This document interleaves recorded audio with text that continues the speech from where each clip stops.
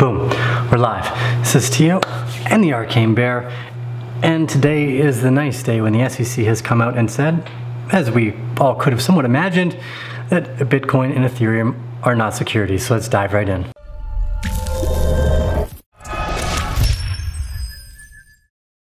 So if you jump into CNBC, and there's a few other articles around on the web right now that kind of loosely go over this, but it's basically talking about the SEC's point on cryptocurrencies and their initial token or coin offerings, basically saying that obviously Bitcoin and ETH are not securities, but many end up being listed as such, but not all. So ICOs are securities, essentially, and will come under the regulatory SEC and relevant securities laws. So it's important to keep an eye out on that, as this is going to be a tumultuous time for many of the other tokens in the space that have launched recently.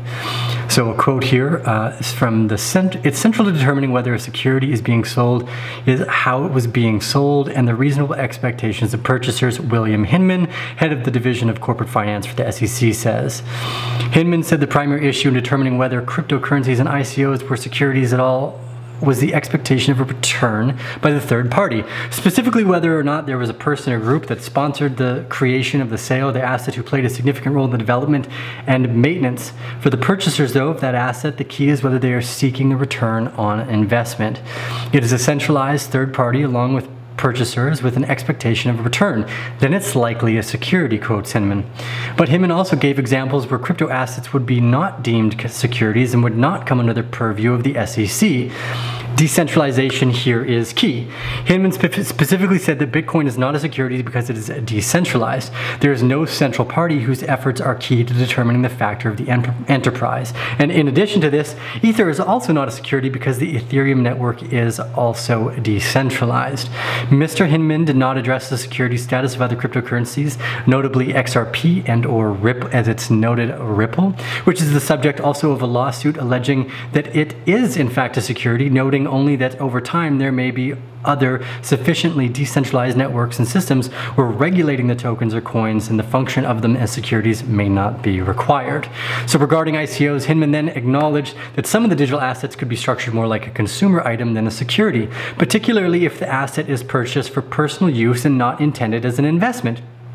Hinman then went on to imply that these types of offerings as an investment or a book club or a golf club memberships, for example, are not securities. Hinman then defended the SEC's strict interpretation of the security laws, noting that there is an excitement and a great deal of speculative interest around the new technology. Unfortunately, there are also many cases of fraud in this space.